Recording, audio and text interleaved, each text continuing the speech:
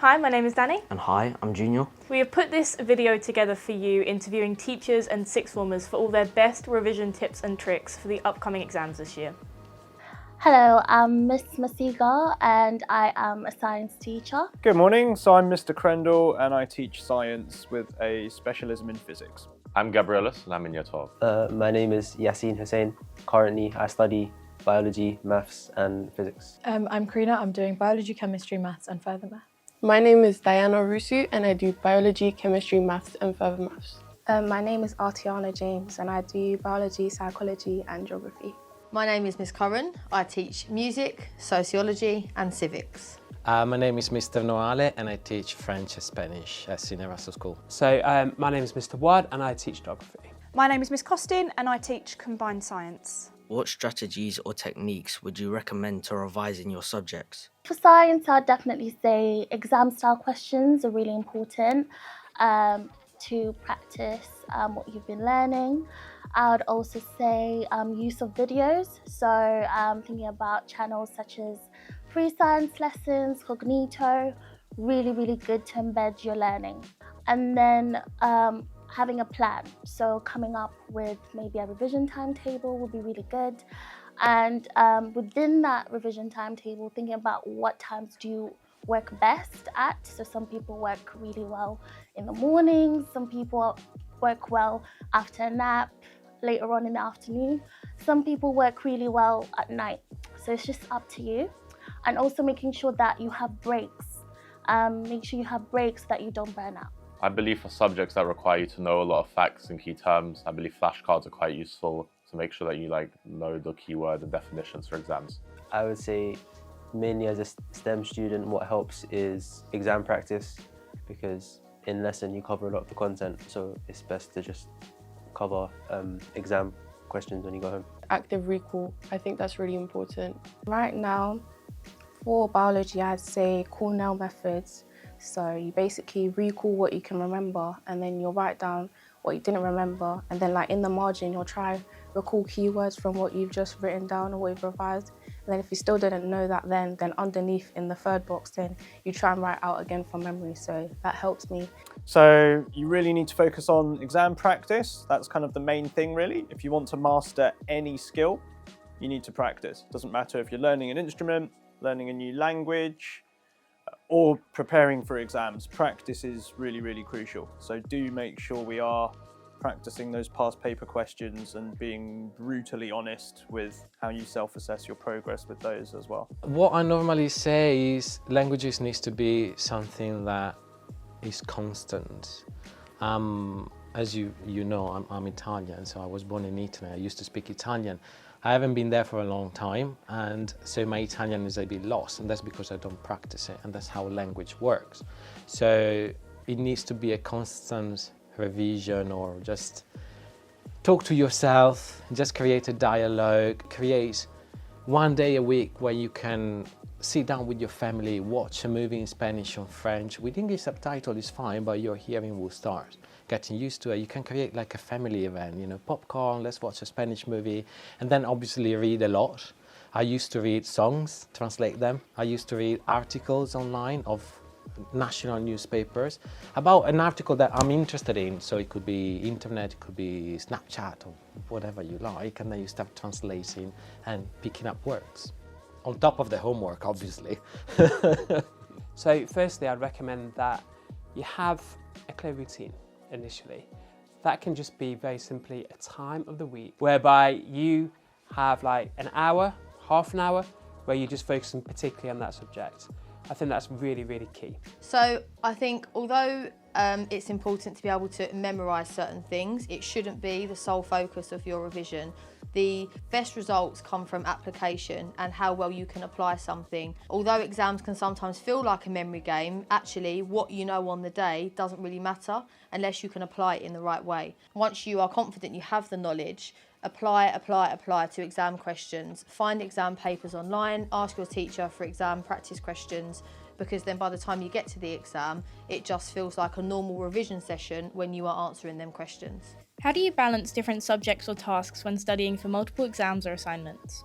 So it's really, really important to make sure you allocate enough time to each of those different subjects that you need to study. So a revision timetable is absolutely crucial. First, you've got to map out where your free time is, how much time is actually available to you in a day, extrapolate that for over a week, and then you've got to make sure that there's plenty of time for each subject as well. So if there's 5 subjects you want to study in a week, you could do 1 on each day. You might want to focus more on some subjects compared to others. If you feel that you are particularly weak at something, maybe there's a day and a half for that one and you cut back somewhere else where you're a bit more confident. So I would say be honest with yourselves, make sure you know what your strengths and weaknesses are so that you can focus your time accordingly. I make myself a to-do list and I tell myself that by the end of the day I have to complete so-and-so tasks, and if I don't, I have to push it over to the next day. I make a list, like a red, amber, green list, and I basically prioritise the ones that are red/amber. Then I do mind maps and questions on that. So I try to do that first. So even if I don't get onto the green ones, at least I've done my weak areas. Just make sure that you have that routine in place and you start really small.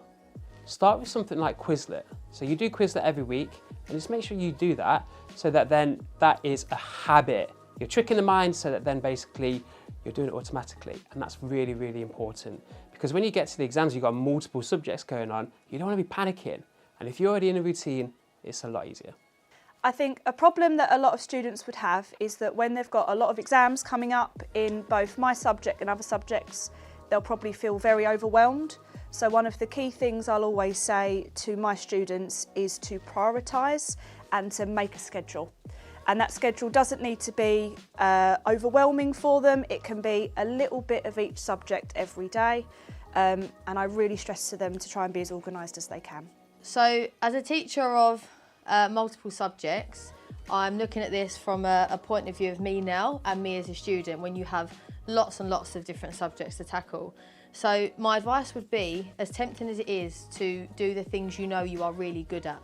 So for example, if you are really, really good at maths, then you're going to be likely to revise maths and maths and maths over and over again because it makes you feel good. It gives you an ego boost, but then it's really easy to neglect the things that you know you're not good at. So if you know that you are dreading revising science because you find that trickiest, that's actually probably the thing you need to do the most. So my advice would be, when you are tackling different subjects, prioritise them according to how you did in your latest TAs, according to how comfortable you feel revising them, and you should always tackle the hardest ones first. How do you maintain focus and avoid distractions while studying? I think one thing I'd say is phones.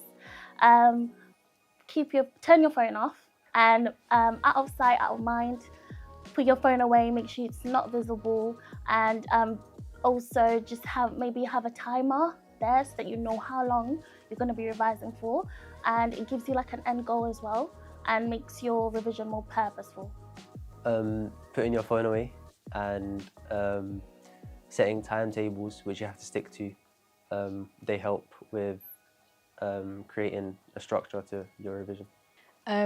I use the app Flora, which keeps me off the phone pretty much most of the time, or I just put the phone in the other room. The phone is the main distraction. I either pick an environment that is either don't really have friends and family around, and then in terms of devices on my phone, I downloaded an app called Flora, and it's basically like you press it, do you know it? Yeah. And then like you grow a tree and whatnot, but if you come off the app or you go try scroll on your phone, like it doesn't count your study time. So And the tree dies, right? yeah, it dies. So like it holds me accountable and makes sure I'm not going on my phone when I'm trying to study. So I'd say there's a bit of a myth around revising and how much time you should spend revising.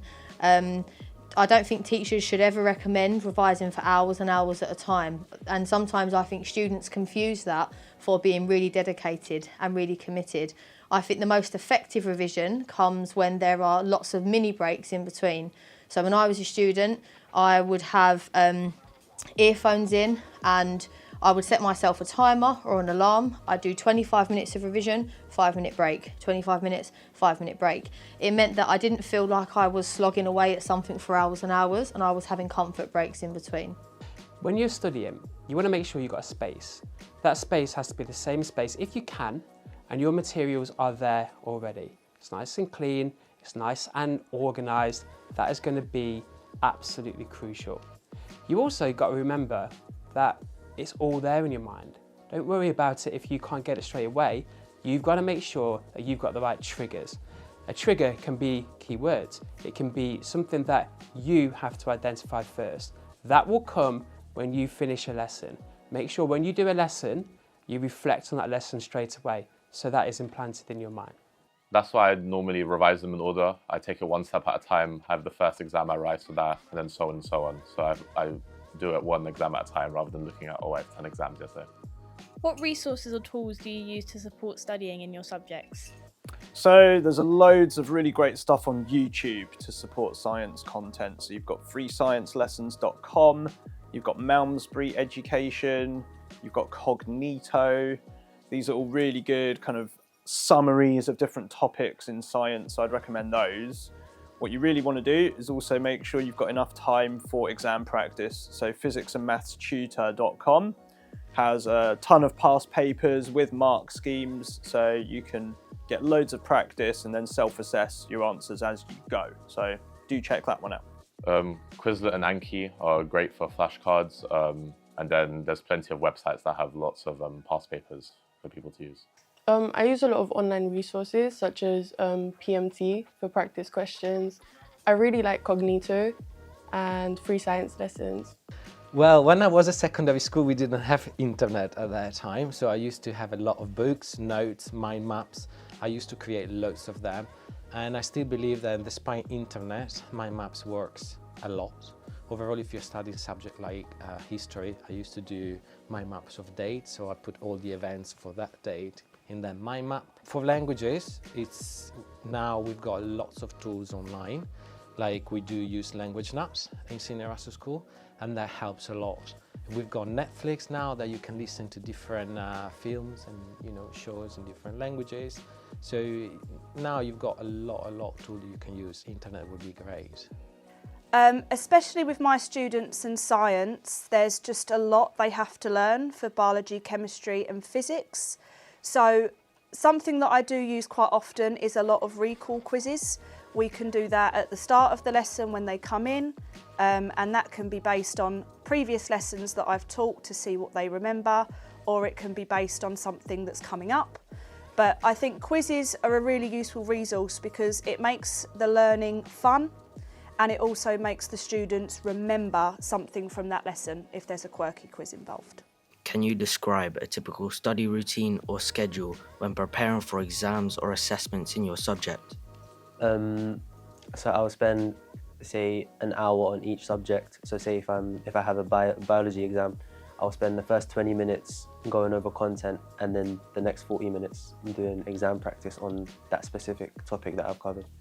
I normally like to start off with a past paper. I'll do it and then mark it. And any questions that I got wrong, I'll find the topic that they're in and look over a workbook or any other resources online. At the beginning, I didn't have any, and that's why I always had 2 and 3 at the beginning of my secondary school. And then I started recognizing that I wasn't that great with this routine and strategy I had. So I started organizing all my revisions every day. But before the exam, my strategy was like to study every day during the year. So at the end, I didn't have to spend 24 hours, 48 hours of a week on books to make sure that I passed the exam. So actually the day before the exam, my strategy was not to revise anything, just to rest and to have a light dinner. So the day of the exam, I was like relaxed and ready to go because I revise every day. So it was just a matter of taking a couple of hours to go through my notes and my mind maps, and I was ready to go.